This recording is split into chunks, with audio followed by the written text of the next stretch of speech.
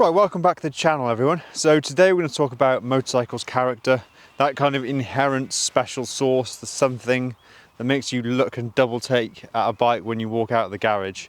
So some people buy the best technical bike you can buy, the fastest, the best handling, the most gadgets. And then there's another group of motorcyclists who buy a bike with what we loosely term as character, a characterful bike. Something that makes you sort of bond with the bike much more than you would. There's three main elements to a motorcycle's character, and I'm going to go through them one by one in this video. Right, the first thing is engine. So you might have guessed this, it is the obvious one. Engine is used to propel the bike forward, but it also emits sound and also vibration, which really adds to the bike's character. So obviously here we've got BSA Goldstar with a big single. Singles are known for being characterful lumps, especially if it's a long stroke single where the piston travels up and down further than the diameter of the bore. Think of bikes like the Royal Enfield Classic 500, the two-wheeled wheelie rides. The old man is thinking of buying a Classic 500. Both of those guys love characterful bikes, and that is a particularly characterful bike. When you go to twins, it depends on the orientation of the twin. If it's a V-twin, like a transverse V-twin in a Moto Guzzi, or a big thumping V-twin in a Harley or an Indian, those bikes are known for being characterful.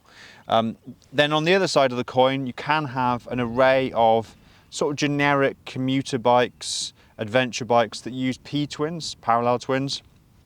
Parallel twins are a little bit cheaper to manufacture, and they kind of are a little bit more generic, a little bit less characterful. There are some exceptions. So for example, if you play with the firing order and you've got 270-degree crank, it gives the impression of a V-twin sound and feel. When you go to your triples, like what the Triumphs use, the character, I think, is starting to drop off with those bikes. They have a little bit of a middle ground between a P-twin and an inline four. Now, Triumph actually did an experiment to fiddle with the firing order of the Tiger 1200 to make it, even though it was a triple, a little bit more characterful. And it actually backfired and just made the bike much more vibey than the previous iteration, which was smooth. So then you go on to your inline fours, typically used by sports bikes. If you think of 600cc up to litre bikes, those engines are very characterless because they idle very, very smooth. The sound is quite monotone. There's very little vibration. Everything's smooth, precise, clinical. And so really, if you want a characterful engine, you're looking really at V-twins or single cylinders. The second point is era. So things that were made in a bygone era typically have more character. If you think about property like castles, old churches, village pubs with exposed beams and open halves, those things have more character than your modern new build property. Even things like camera lenses, they know that the old lenses have something intrinsic character to them. They're not as clinical, they're not as sharp, but they've got like a special look to them. People crave characterful camera lenses. And I think this is due to modern manufacturing techniques, all the stuff now that's computer designed, mass produced, uses plastics, carbon fiber, titanium. It's all built in a very kind of offhand way, isn't it? There's no interaction with the human and the manufacturing. Whereas back in the day, engines would be hand built, wire wheels would be laced by hand, the tank would have been panel beating, everything would be made by a craftsman, and they would have had more of a kind of a pride in the product. Whereas nowadays, I think things are just pushed through a factory production line. Think of injection molding, just trying to get everything out as a high number of units, a robust, high-performing material, and it's done all for a budget. Now, if you look at materials like we've got steel, leather, chrome, wax canvas, they're from a bygone era, and that's why they feature on modern classics, because we're trying to replicate that look. Right, well, that was just a lucky coincidence. Gentleman walked past, looked at the BSA, and asked whether it was a 50s bike.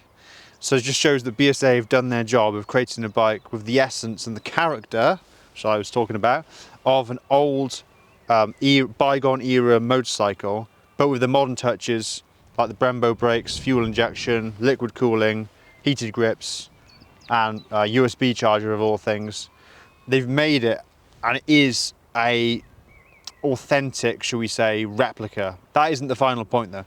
The final thing which people miss when looking for a characterful bike is the bike actually has to have some flaw.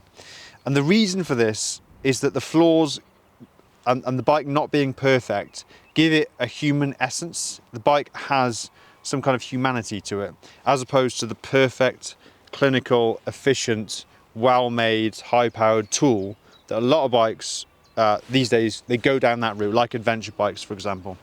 So I'll give you two examples. Characterful bike, Royal Enfield, 350 range, could be Meteor, could be Classic, whatever. Bullet. These bikes have a flaw, and you might be like shouting at the screen. The flaw is, and you probably already guessed it, they have 20 horsepower. So when you want to overtake at 50, 60 miles an hour, you ring in the thing's neck wide open on the throttle to get around, drop it into fourth. But that said, people absolutely love those bikes regardless. And so that's why those bikes are full of character, and they've got a characterful engine, they've got a long stroke 350cc single, they've got the chrome, they've got the nice touches, but it's that flaw which makes people love them almost as a companion, as a friend. On the other side of the spectrum, think of a BMW 1300 GS or any modern adventure bike. It's perfect, it's powerful, it's full of technology. It's expensive as well. It's made using modern manufacturing techniques. Everything just works perfectly, yet nobody's ever described that bike as characterful. Even though it actually has quite characterful engine layout, which is the opposing twin, Boxer twin. It actually has a good exhaust note, it's got that rumble, but because of the bike being perfect and because it's using modern manufacturing, it doesn't really have character.